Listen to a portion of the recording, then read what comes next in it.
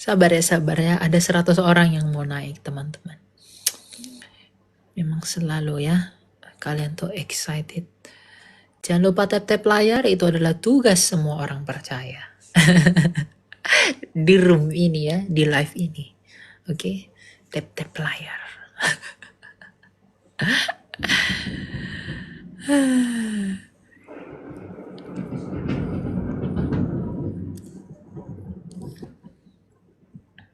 Ini susah kali ya. Halo? Selamat malam, Pak. Iya. Ditanyakan. Iya, Pak. Ini mau tanya. Jadi, aku kan hidup Boleh matiin bersama. dulu latar belakang TV atau apa? Saya tidak bisa dengar. Sekarang udah jelas belum, Pak? Oke, silakan. Mau tanya apa? Ini kan saya hidup bersama dengan teman-teman muslim. Suaranya masih kurang jelas. Apa pakai headset? Kalau bisa dilepas dulu. Ya, kalau pakai apa headset atau yang lain-lain boleh dilepas ya. Halo, Kak. Udah jelas? Oke, ini baru mantap. Silakan. Iya, Kak. Aku mau nanya. Ini kan aku hidup bersama dengan teman-teman muslim. Oke. Dan teman-teman muslim selalu menanyakan tentang Yesus Kristus. Kenapa Yesus Kristus disalib? Terus sedangkan di Al-Quran mereka menyangkal bahwa Tuhan Yesus digantikan dengan Yudas Iskariot. Lalu saya menjawab kepada mereka bahwa Tuhan Yesus tidak digantikan oleh Yudas Iskariot, melainkan Tuhan Yesus sendiri yang disalibkan. Tapi mereka seperti menyangkal kalau Tuhan Yesus itu disalib. Jadi Oke. gimana ya caranya untuk menjawab mereka agar mereka tidak terus bertanya tentang Yesus Kristus? Kamu kalau mereka bertanya tentang Yesus Kristus itu bagus. Tapi kamu harus menjawab dengan sabar, dengan santun, dan dengan penuh pengetahuan. Jadi kalau mereka tanya, bahwa yang disalib tuh mute ya. Yudas. Nah, jadi kalau mereka bertanya, jadi yang disalib tuh sebenarnya adalah bukan Yesus tapi Yudas Iskariot. Di mana buktinya bahwa yang disalib itu adalah Yudas Iskariot? Kamu punya data nggak di kitabmu yang mengatakan itu Yudas Iskariot? Mereka nggak punya itu. Di dalam kitab mereka pun tidak ada nama Yudas Iskariot yang menggantikan Yesus. Ya. Dan kalau dikatakan dia digantikan, ada bukti sejarah nggak bahwa dia digantikan? Kalau mereka hanya mengklaim aja, itu nol besar, nggak berguna. Kita punya data sejarah nggak Yesus mati? Punya. Kita punya data nggak Yesus bangkit? Punya. Bahkan di luar Alkitab kita tahu dia mati dan bangkit. Jadi apa alasan kita untuk lebih percaya mereka? Dengan klaimnya yang datangnya belakangan, dengan klaim menyempurnakan, dengan klaim sana sini tapi tidak ada bukti, itu nol. Itu nggak berguna. Kita yang sudah ada 700 tahun sebelum mereka ada, kita kaya akan data sejarah, kita kaya akan pembuktian, lalu kemudian dengan seenaknya mereka menyangkali semua data itu dengan asumsi teologi mereka. Asumsi loh, ingat ya, mereka itu hanya berasumsi. Mereka nggak punya data siapa yang digantikan itu. Data historis, mereka nggak punya data itu. Ya, mereka yang mendengarkan ini, kalian jangan sakit hati. Karena memang kalian nggak punya. Kalian lemah dalam hal itu. Kalian hanya hebat mengklaim, tapi kalian tidak bisa membuktikan klaim kalian. Kalian terlalu berani mengatakan Injil dipalsukan, tapi untuk ditanyakan mana yang asli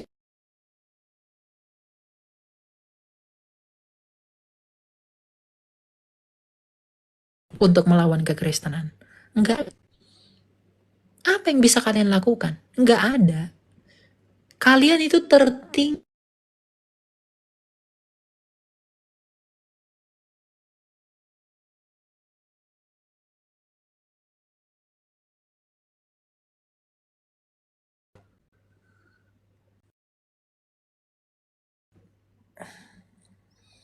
Nge-lag ya ini ya.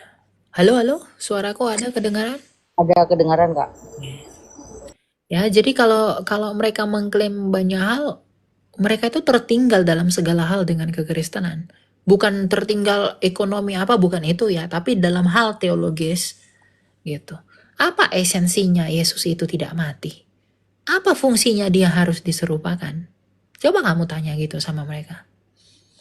Kalau kita Yesus harus mati karena dia memang datang ke dunia untuk mati. Yohanes 10 ayat 17. Aku datang untuk memberikan nyawaku bagi domba-dombaku. Bahkan penyalipannya sudah dinubuatkan 1000 tahun sebelum dia tersalib. Makanya Tuhan Yesus berkata, aku datang untuk menggenapi, bukan untuk membatalkan. Nubuatan tentang dia harus disalib di tengah-tengah penjahat, dia harus tangan dan kakinya dipaku, dia harus mengucapkan Eli Eli lama sabachthani. Itu digenapi semuanya di dalam Yesus. Jadi kalau mereka beradu, itu Yudas Iskariot. Di mana tertulis itu Yudas Iskariot? Yang kedua, di mana datanya di luar kitabmu yang mengatakan itu Yudas Iskariot? Mereka sampai akhir zaman pun, mereka nggak akan bisa membuktikan itu. Makanya orang Kristen yang pindah ke iman mereka, itu orang-orang yang tidak tahu apa-apa. Apa yang kita peroleh dari iman mereka? Tidak ada apa-apa. Keselamatan nggak pasti. Kehidupan mati juga kok. Kehidupan hanya ada di dalam Kristus yang telah mati namun hidup kembali. Jadi kalau dia katakan, kenapa sih Yesus harus mati? Untuk membuktikan bahwa Yesus itu bukan pendusta. Kamu jawab begitu aja. Emang apa kata Yesusmu? Tuhan Yesus berkata, akulah kebangkitan dan hidup.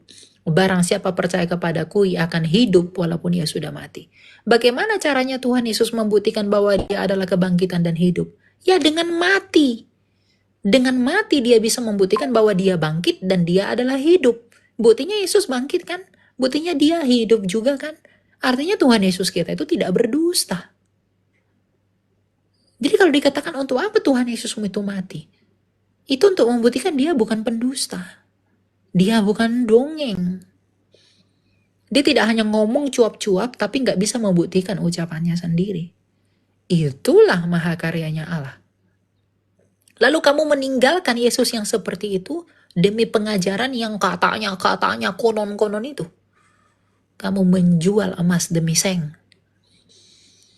Kamu menjual berlian demi karat. Ya. Jadi kamu jangan lelah menghadapi orang seperti mereka itu. Tapi kalau udah sampai ngeyelnya kayak batu, kamu tinggalkan. Kamu penting kasih tahu sama mereka. Jadi kalau mereka bertanya kenapa Yesusmu harus mati, ya dia harus mati untuk membuktikan bahwa dia adalah bukan pendusta. Dia mengatakan dia adalah kebangkitan dan hidup. Maka dia harus mati untuk membuktikan dia bangkit dan hidup. Itu dia maha kuasa. Tapi terlebih penting daripada semuanya itu, kematian Kristus adalah penggenapan semua nubuatan para nabi selama 1500 tahun. Kematian Yesus itu adalah puncak pelayanannya, puncak penantian para nabi, di mana melalui darahnya itu kita memperoleh pengampunan. Alasannya apa? Ibrani 9 ayat 22. Tanpa penumpahan darah tidak ada pengampunan dosa. Maka Kristus menumpahkan darahnya karena kasihnya. Itu untuk pengampunan dosa manusia. Mereka nggak ngerti itu. Kenapa nggak ngerti? Wong mereka nggak punya Mesias. Orang Yahudi ngerti. Kenapa orang Yahudi ngerti?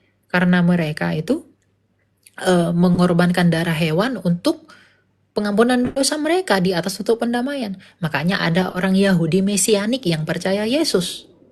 Mereka nggak ngerti tentang itu. Oh, mereka bukan lahir dari bangsa Israel kok. Mereka datang jauh di luar Israel. Gitu. Ya. Jadi orang Kristen yang menukar imannya lalu masuk ke mereka itu adalah orang-orang yang aduh malang sekali ya. Sungguh kasihan. Begitu tidak berguna. Apa yang kamu cari dari sana? Tidak ada. Ya, gitu. Oke? Kamu jawab begitu. Oke Kak. Lalu ada satu lagi. Dan mereka bilang, Tuhan Yesus tidak pernah mengatakan bahwa akulah Tuhan. Tetapi Tuhan Yesus mengatakan Yohanes bahwa 13 ayat 13. Kamu Hmm. coba buka kitabmu, kamu coba baca Alkitab. Kamu ada Alkitab di sana? Kamu kalau keluar aplikasi, kamu nggak bisa kedengaran suara. Kamu buka Alkitabmu yang kertas.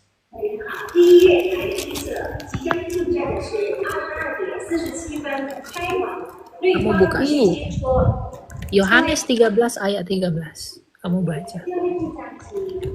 Yohanes 13 ayat berapa Kak? 3. Yohanes 13 ayat 13.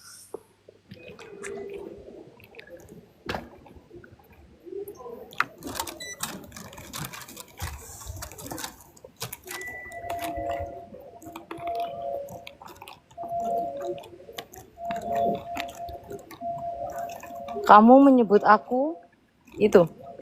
Yap, coba baca.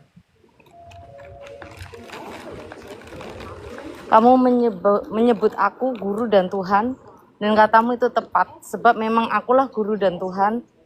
Jadi jikalau aku membasuh kakimu, aku yang adalah Tuhan dan gurumu. Maka kamu pun wajib saling membasuh kakimu, sebab aku telah memberikan suatu teladan kepada kamu, supaya kamu juga berbuat sama seperti yang telah kuperbuat kepadamu. Di mana orang-orang menyembah Yesus? Baca Lukas 24 ayat 52.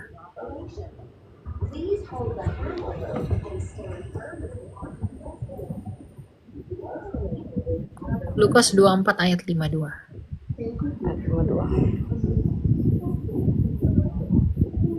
Mereka sujud menyembah kepadanya, lalu mereka pulang ke Yerusalem dengan sangat sukacita. Baca Yohanes 9 ayat 38.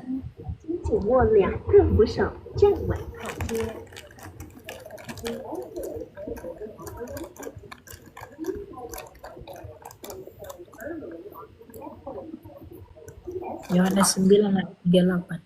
Katanya, aku percaya Tuhan, lalu ia sujud menyembahnya. Tuhan Yesus disebut Tuhan enggak? Ya, Dia menyebut dirinya Tuhan enggak? menyebut nama Tuhan. Dia Tuhan. Dia menyebut dirinya Tuhan kan? Ya, Lalu orang-orang menyembah dia enggak? ia menyembah dia. Kalau dia memang tidak pantas disembah, dia harusnya ngomong, kamu jangan sembah. Ketika dia disembah, apakah dia menolak? Kan tidak. Jadi pertanyaan yang diturunkan dari Zakir naik, di mana Yesus berkata, akulah Tuhan dan sembahlah aku. Itu bisa dijawab. Gampang menjawab itu. Tuhan kok butuh pengakuan. Tuhan tuh dilihat dari perbuatannya. Yesus Kristus membangkitkan orang mati, menyembuhkan orang sakit, ya, melakukan mukjizat, hidup dari antara orang mati. Mana ada di dalam sejarah dunia orang yang bangkit selain Yesus, disaksikan oleh banyak orang. Kalau mereka ngomong ini ono, ya udah nikmatilah bidadarimu itu, bilang aja begitu, ya. Itu tidak ada yang diharapkan dari Yesus yang tidak mati, tidak berguna. Gitu. Iya, tapi kenapa ya Kak, mereka itu selalu, saya pernah tanya begini, memang kalau misalnya di surga itu gambarannya seperti apa? Misal kalau Tuhanmu bilang, diberikan nanti 72 bidadari, apakah itu masuk akal? Dia bilang masuk akal mungkin. Ya iya, nggak apa-apa. Itu memang masuk akal di akal mereka. Di akal kita, masa surga jadi tempat begituan? Nggak masuk akal itu buat kita. Bagi mereka itu masuk akal. Makanya kalau mereka bilang, Tuhanmu nggak logika, Tuhanmu nggak masuk akal, ya nggak masuk di akalmu. Akalmu kayak gitu bentukannya, ya nggak masuk lah. Begitu. Gampang kan? Akalmu bentukannya begitu. Bagimu yang begitu masuk akal, bagi kami itu nggak masuk akal. Jadi kalau kamu bilang, Tuhanmu nggak logika, ajaranmu nggak masuk akal, ya nggak masuk di akalmu. Akalmu bentukannya begitu. Janganlah sama-samakan dengan kami. Akalmu itu beda dengan akal orang Kristen. Begitu. Oke? Oke Kak, baik. Terima kasih.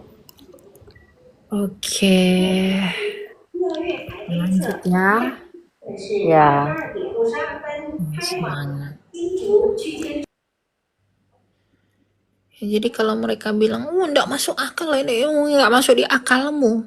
Akalmu bentukannya begitu kok. Ya iya enggak masuk di akalmu. Yang masuk di akalmu itu banyak istri, itu baru banyak masuk. Kalau di kami mana boleh, justru itu enggak masuk akal. Lalu ketika firman Allah jadi manusia, enggak masuk akal. Entah apa yang masuk akalmu itu. Ya itu urusanmu ya. Gitu. Kami udah mengatakan ini kok, yang kebenaran ini. Kalau kamu menolaknya, ya itu penghakiman jatuh kepadamu. Bukan aku yang menghakimimu, tapi siapa yang kuberitakan itu yang akan menghakimimu.